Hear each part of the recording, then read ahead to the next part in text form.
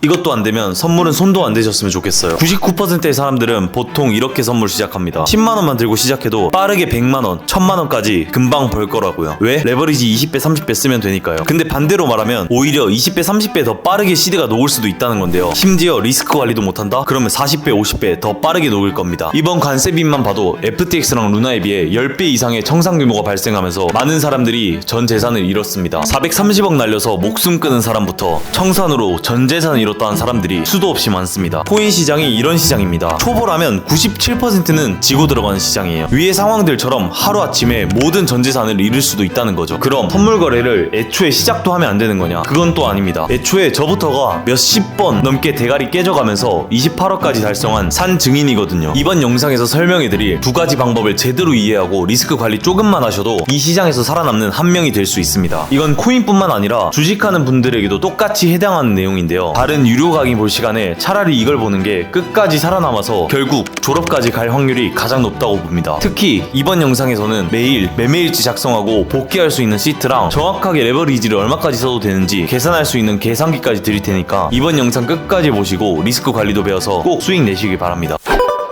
안녕하세요, 코덕후입니다. 3년 전까지만 해도 저도 FTX빔, 루나빔 다 쳐맞아가면서 청산당했던 때가 있는데요. 그때 마지막으로 이 두 가지를 적용하기로 했고 안 하면은 한강 가서 뛰어내리겠다는 마음가짐으로 다시 매매를 시작했습니다. 그렇게 3년 정도 이 두 가지를 목숨처럼 지키니까 500조가 삭제되는 관세빔에도 끝까지 돈을 지킬 수 있었습니다. 서론이 좀 길었는데 바로 본론으로 들어가겠습니다. 선물 시장에서 100명 중에 99명이 죽는 이유 첫 번째가 레버리지를 잘못 쓰고 있기 때문입니다. 저한테 흔히 하는 질문 중 하나가 레버리지의 비율 몇 배가 좋을까요? 라는 질문을 하는데요. 이거는 운전 잘하는 사람한테 가서 운전 잘하려면 시속 몇 내야 해요? 라는 질문과 같습니다. 자, 시속을 빠르게 내면 그만큼 당연히 빨라지겠죠? 근데 그 속도와 비례하게 리스크도 따라올 겁니다. 초보자 대부분은 이 리스크보단 리턴만 생각한다는 거예요. 고속도로에서는 좀 빨리 달리기도 하고 어린이 보호구역이 있으면 좀 느리게 가기도 합니다. 도로가 뻥 뚫려 있으면 좀 더 빠르게 가겠죠. 도로 상황에 맞게 속도를 내는 것처럼 코인 시장에서도 추세와 차트를 보고 레버리지를 활용해야 하는데 무지성으로 고배율로 진입하다가 다 잃는 겁니다. 코인 선물 거래하면 10만원 같은 소액으로도 100만원, 1000만원 금방일 것 같죠? 레버리지 고배율로 쓰면 되니까요. 예시로 100만원에서 레버리지 100배 때리고 10% 롱으로 먹으면 1000만원이 되고 여기에 같은 방식으로 한 번 더 성공하면 1억이 됩니다. 근데 이렇게 호기롭게 베팅한 게 반대로 가면 어떨까요? 마이너스 1%만 가도 100배니까 모든 돈이 청산나는 겁니다. 이게 홀짝 도박이랑 다를 게 무엇인가요? 저에게 코인 상담을 받으러 오는 초보자 대부분은 이렇게 적은 시드로 몰빵하는 경우가 상당히 많습니다. 이 가진 돈은 적은데 크게 벌고 싶다는 건 결국 하이 리스크 하이 리턴이고 이 하이 리스크를 생각하지 않고 리턴만 생각하고 거래한다는 겁니다. 선물 시장에서 100명 중에서 99명이 죽는 이유도 여기에 있어요. 그럼 레버리지 어떻게 써야 할까요? 그냥 리스크 관리하면서 저배율 쓰면 되는 거 아닌가? 라고 생각할 수도 있습니다. 근데 사실 저배율 쓴다고 리스크 관리를 하는 것도 아니고 고배율 쓴다고 리스크 관리가 안 되는 게 아니에요. 결론부터 말씀드리자면 레버리지 배율과 수량은 손익비에 따라서 매번 다르게 써야 합니다. 물론 저도 코인 시절엔 고배 땡기다가 청산 나가기도 하고 저배 쓰다가 손익비 안 좋은 매매도 하고 모은 돈까지 전부 날려봤거든요. 그러면서 다시 하루 12시간씩 차트 보면서 매매 복귀하고 결국에는 잃지 않는 게 가장 중요하다는 걸 알게 됐습니다. 이번 관세빔에 코인판 레전드 원효띠가 200억을 날렸습니다. 요즘 커뮤 보면 와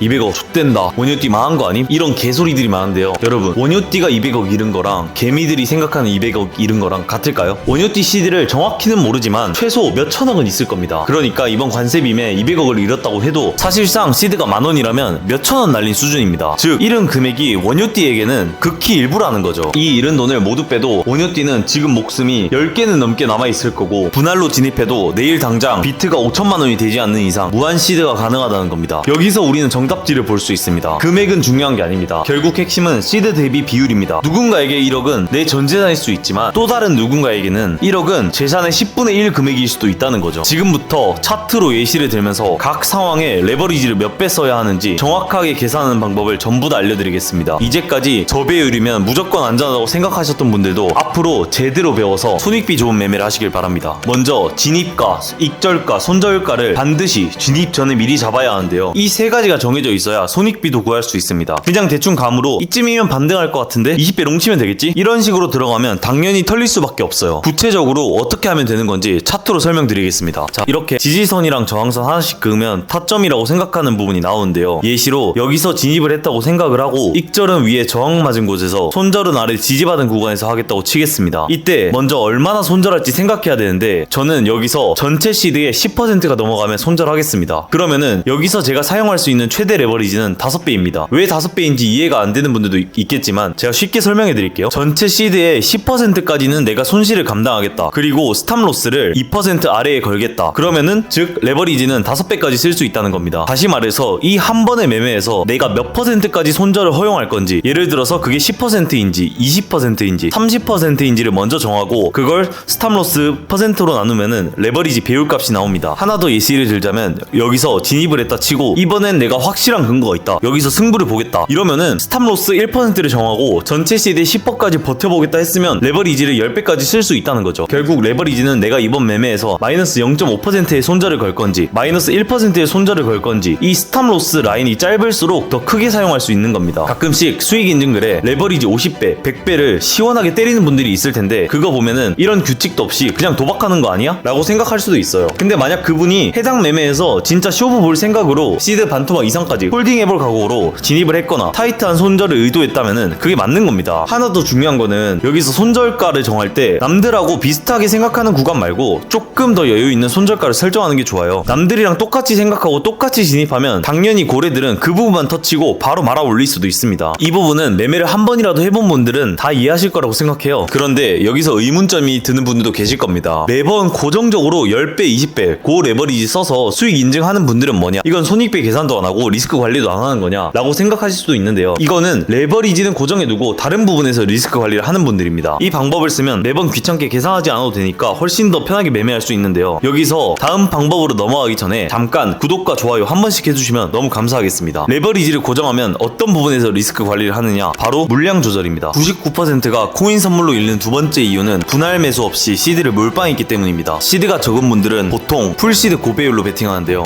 일단 100만원으로 5천만원만 만들고 그 뒤로 안전 매매해야지 이렇게 말하시는데 저희 한번 생각해봅시다. 아니 상식적으로 100만원으로 5천만원 만들었다. 너무 운이 좋아서 50배를 하루 만에 불렸다고 생각해봅시다. 상상만 해도 기분 너무 좋죠. 근데 진짜 만약에 이렇게 됐다고 쳐도 다시 한번 하면은 5천만원에서 50배면 25억인데 눈 안 돌아갈까요? 무조건 돌아가죠. 이건 안 돌아갈 수가 없어요. 제가 진짜 100명 이상이 봤는데 100이면 100 다 이래요. 그래서 필요한 게 뭐냐? 시드가 적을 때부터 무조건 분할 매수로 진입하는 습관을 들이는 겁니다. 극단적으로 10만원을 만원으로 10번을 나눠서 매매할 줄 알아야 돼요. 그러면 저희가 최소 10코인이 생겼죠. 여기서 끝이 아니라 이 코인을 또 한 번 오로 나눕니다. 즉 10만원이 내 전체 시드라면은 처음에 10만원을 만원으로 10번 나누고 그 만원을 또 5번 나눠서 매매 한 번에 2,000원씩 들어가는 거예요. 그러면 청산을 당해도 10만원 중에서 2,000원 전체 시드의 2%를 청산가로 잡는 거죠. 그러면은 다들 이렇게 말하시겠죠. 아니 그럼 대체 돈을 어떻게 버냐? 그걸로는 수수료도 안 나온다. 이게 진짜 개소리인 게 트레이딩은 철저한 확률 게임입니다. 51%의 확률에 베팅을 하고 그 모수를 계속 늘려서 살아나가야 돼요. 왜 꼭 이렇게 해야 되냐? 제가 논리적으로 설명드릴게요. 이 표를 한번 보세요. 표를 보시면 직관적으로 보이실 텐데 처음 마이너스 10%를 잃으면 다음번에 11%를 찾으면 일단 본전은 찾을 수 있습니다. 근데 마이너스 20%는 플러스 25%, 마이너스 50%는 플러스 100% 이렇게 한 번 예측을 실패해야 할 때마다 복구하는 난이도가 각파르게 올라갑니다. 예를 들어 볼까요? 최근에 10월 10일 관세빔 이때 하루에 200조 이상이 청산당했는데요. 워낙 유명했던 사건이라 다들 아시죠? 이때 비트가 폭락했을 때 여파로 절대 깨지지 않았던 102K가 깨졌어요. 이렇게 투자 시장에는 진짜 조상님도 모르는 변수가 말도 안 되게 많아요. 심지어 우리는 레버리지까지 쓰니까 진짜 생각보다 엄청 고리스크인 상황에서 매매를 진행 중인 거라니까요. 이런 말도 안 되는 변수는 우리 예상 못 하잖아요. 그런데 이런 게 비일비재한데 분할 매수마저 안 건다? 바로 게임 오버입니다. 기회 없어요. 제발 진입하실 때 진짜 꼭 시드를 분할해서 매매하시길 바랍니다. 자,